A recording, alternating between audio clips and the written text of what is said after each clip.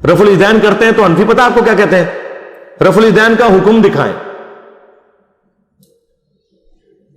تو رفع الیدین کا حکم تو آپ پھر قیامت تک ڈھونڈتے رہیں گے کہ نبی علیہ السلام نے فرمایا ہو کہ نماز شروع کرو تو رفع الیدین کرو، رکوع میں جاؤ تو رفع الیدین کرو.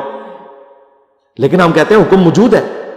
کہتے ہیں کہاں؟ میں نے کہا بخاری مسلم میں، کہ صحیح بخاری صحیح مسلم دونوں میں ہے کہ حضرت مالک بن حویرث رضی اللہ تعالیٰ عنہ، وہ کہتے ہیں ہم چند نوجوان تھے، غزوہ تبوک کے موقع پر مسلمان ہوئے، نبی علیہ السلام کی خدمت میں 20 دن تک رہے، یعنی حضور کی وفات سے آلموسٹ 1.25 سال پہلے.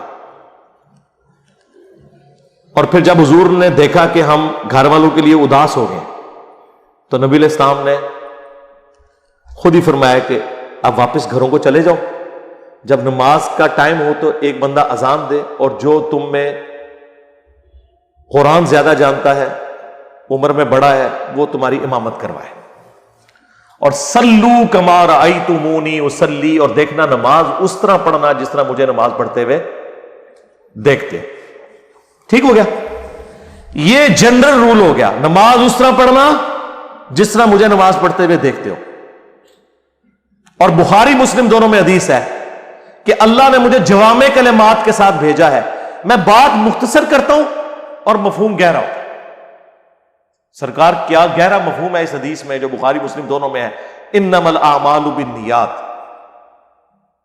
اعمال کا دار و مدار تو صرف نیتوں کے اوپر ہے. مختصر، تو یہ بھی مختصر جملہ تھا. سلو کما رأیتمونی اصلی، نماز اس طرح پڑھنا جس طرح مجھے نماز پڑھتے ہوئے دیکھتے ہو. اب حضور کو مجھے بتائیں یہ کہنے کی ضرورت ہے کہ نماز شروع کرتے وقت ہاتھ اٹھانا، ہاتھ اس طرح باندھنا یا چھوڑنا، یا رکوع اس طریقے سے کرنا، سجدہ، یہ بتانے کی ضرورت تھی؟ جب ایک جملہ بول دیا. ہاں اب ہماری یہ ضرورت ہے کہ ہم مالک بن حویرث کی نماز دیکھیں کیسی تھی. یہی ہے نا یہ جو کہہ رہے ہیں نا آپ، صغیرہ کبیرہ جوڑ کے نتیجہ کرالریز بنا کے، جی اسی طرح کرالریز سے ہی نتیجہ نکلتا ہے. پورا دین، اس کے عقیدے، اس کے احکام و مسائل اسی طریقے سے ہی نکلتے ہیں.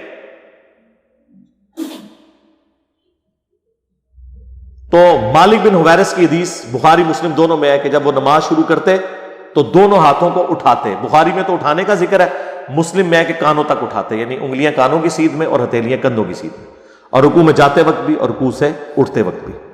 اور بلکہ بخاری میں تو جلسہ استراحت کا بھی ذکر ہے کہ مالک بن حویرث اس وقت تک طاق رکعتوں میں قیام کی طرف نہیں جاتے تھے جب تک کہ بیٹھ کے اٹھ نہ جائیں.